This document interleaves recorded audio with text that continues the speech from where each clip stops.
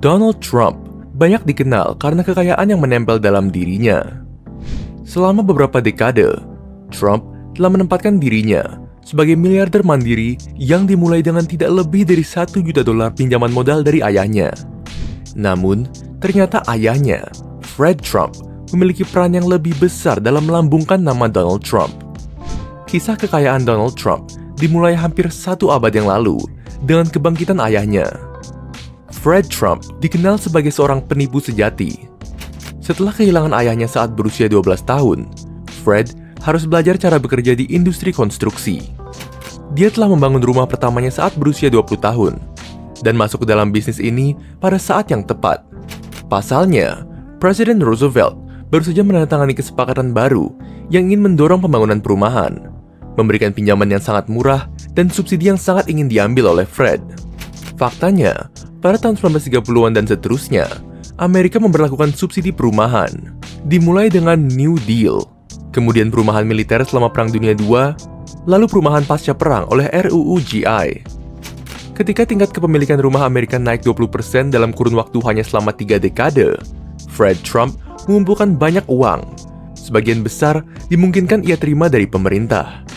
Pada tahun 1949, FHA atau Federal Housing Administration memberikan pinjaman $26 juta untuk membangun 2 kompleks apartemen di Brooklyn bernama Shore Haven dan Beach Haven.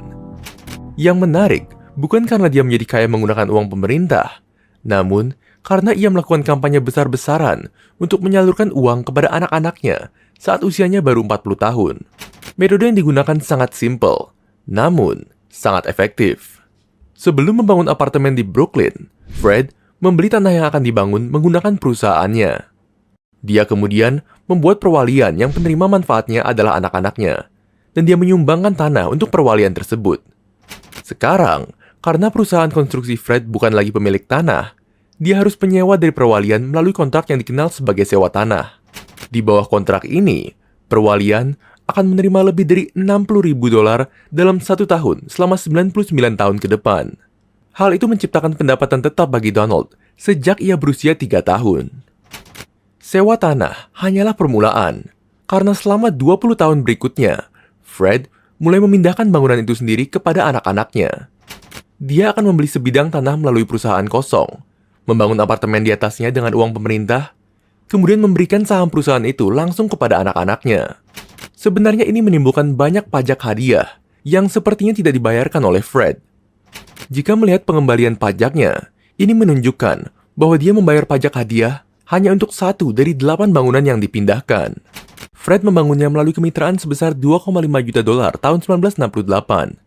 Dan setahun kemudian, ia menghadiahkan 15% dari kemitraan tersebut kepada masing-masing anaknya. Jika dihitung, pajak hadiah seharusnya mendekati $100.000, tetapi Fred hanya membayar $6.516.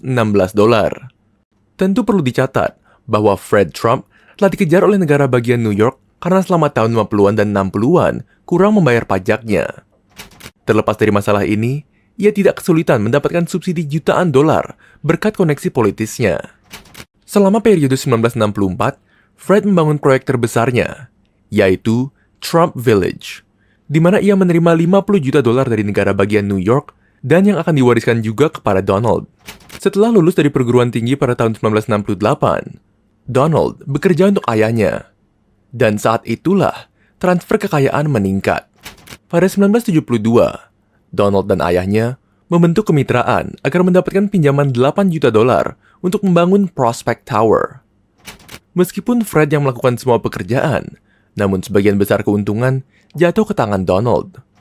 Selain bagiannya dari kemitraan, ia menerima hasil konsultasi dan manajemen, serta semua yang dibayarkan penyewa untuk menyewa AC. Pada tahun 1975, Donald mendapatkan lebih dari $300.000 per tahun hanya dari gedung itu. Dan jika diringkas, pada usia 29 tahun, Donald mengantongi $9 juta dari ayahnya. Tentu saja, tujuan Fred bukan hanya untuk memperkaya Donald, tetapi untuk membangun citra baginya untuk memulai karirnya.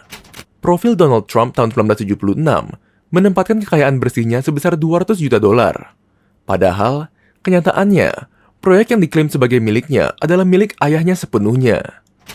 Pada saat itu, Donald adalah presiden dari Trump Organization yang membawa gaji yang besar. Tetapi di saat itu, Donald terus-menerus mendapat pinjaman dari Fred. Pada tahun 1979, Donald mendapatkan pinjaman dengan total $3 juta dari perusahaan ayahnya. Dan cara pinjaman ini sangat terstruktur. Pinjamannya memang datang dengan bunga tertentu, tetapi dilunasi segera setelah pinjaman diambil. Karena pinjaman itu tidak memiliki rencana pembayaran, Donald bebas menyimpan uang tersebut tanpa batas waktu. Pinjaman lain datang terus membanjiri Donald ketika ia memulai proyek pertamanya di Manhattan. Ia mengubah Hotel Commodore menjadi Grand Hyatt antara 1979 dan 1980. Pinjaman yang sama persis akan muncul untuk kedua kalinya ketika Donald membangun Trump Tower antara 1980 dan 1983. Selama periode ini, Fred mendalangi skema lain untuk anak-anaknya. Dengan menggunakan banyak perwalian, dia membeli hipotek setidaknya 14 propertinya, dan ia akan mentransfernya kepada perwalian. Tentu saja, Donald dan saudaranya sebagai penerima manfaat. Pada tahun 80-an, Donald menjadi bankir ayahnya. Meskipun ia tidak benar-benar memberikan pinjaman hipotek, ia hanya mengantongi pembayaran bunga. Pada akhir tahun 1980-an, semua metode distribusi telah mentransfer hampir mencapai $50 juta ke Donald dari kerajaan ayahnya. Pada tahun 1988, dia membeli Plaza Hotel dengan harga lebih dari $400 juta. Dan setahun kemudian, dia menghabiskan lebih dari $350 juta untuk Eastern Airlines. Lalu, ia mengubahnya menjadi Trump Shuttle. Yang paling terkenal, tentu saja, adalah masuknya Donald ke dalam bisnis kasino di Atlantik. Ketika kasino Donald mulai gagal pada awal 1990-an, Fred menopang segalanya. Fred secara pribadi memberi Donald jutaan dolar mencegah kasinonya gagal membayar hutang mereka sebelum proses kebangkrutan dapat merestrukturisasi mereka. Hal ini untuk memberi kasino lebih banyak waktu membayar kembali pinjaman. Pada 1987, Fred membeli 7,5% Trump Palace, sebuah bangunan 55 lantai di Manhattan dengan harga lebih dari $15 juta. 4 tahun kemudian, Fred menjual kembali seluruh sahamnya hanya dengan $10.000 dengan dalih bahwa bisnis itu gagal. Padahal sebenarnya tidak. Faktanya, pada tahun yang sama, Trump Palace menjual 57 kondominium dengan total lebih dari $50 juta. Namun pada awal 1990-an, kesehatan Fred mulai menurun dan bahkan mulai menunjukkan gejala demensia. Karena Fred masih belum mentransfer sebagian besar kekayaannya kepada anak-anak, ia memulai program yang mengesankan untuk menarik semua yang ia tinggalkan kepada mereka tanpa membayar pajak tanah sebelum ia meninggal. Pada 1992, Donald Trump dan saudaranya mendirikan sebuah perusahaan pemeliharaan yang segera menjadi subkontraktor untuk semua bangunan Fred. Selama beberapa tahun kemudian, biaya untuk kerajaan Fred naik. Dalam kasus Beach Haven, harga layanan pemadatan sampah meningkat sebesar 64%. Pasokan kebersihan naik 100%, dan pipa air meningkat 120%. Pada tahun 1994, Donald dan saudaranya juga menjadi manajer gedung Fred untuk lebih menguras uang dari sana. Tahun 1999, metode yang didalangi Fred adalah memberi setiap anak-anaknya penghasilan $2,2 juta per tahun. Akhirnya, ketika tiba saatnya untuk memindahkan properti itu sendiri, satu-satunya hal yang penting adalah berapa harga bangunan tersebut dan sejauh mana Donald dan saudaranya menyewa penilai real estate terkenal untuk membantu mereka mengatasi masalah mereka. Dengan menggunakan berbagai metode, Donald bersama Robert Von Anken menurunkan harga 25 kompleks apartemen dengan 7.000 unit hanya menjadi $40 juta. Metode yang paling lucu dari semuanya adalah cara dia menghitung dua bangunan di Trump Village yang benar-benar bernilai negatif. Sebelumnya pada 1992, Fred memindahkan kedua bangunan tersebut dari program perumahan yang terjangkau, sehingga dia bisa menaikkan harga sewa. Tetapi, dengan melakukan itu, ia bisa kehilangan pembebasan pajak yang mereka miliki di bawah program itu.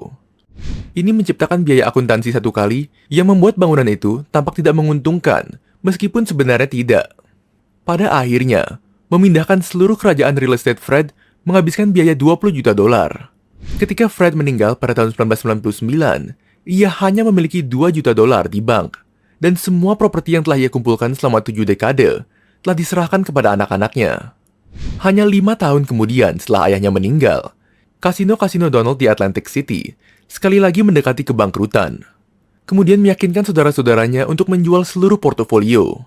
Pada awal 2004, Donald dan saudaranya menjual kekaisaran yang telah dihabiskan ayah mereka sepanjang hidupnya untuk bergabung dengan investor real estate New York seharga $700 juta, yang secara resmi mengakhiri warisan Fred Trump.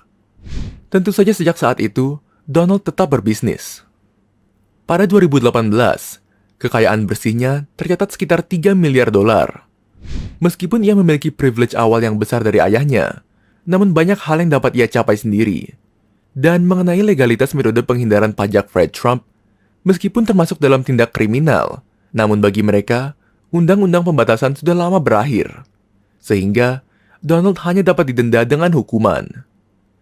Berbicara tentang penghindaran pajak, New York sudah sangat maklum dengan itu. Sehingga pemilik apartemen senilai ratusan juta membayar pajak properti lebih sedikit daripada rata-rata, terkadang serendah 0,017%.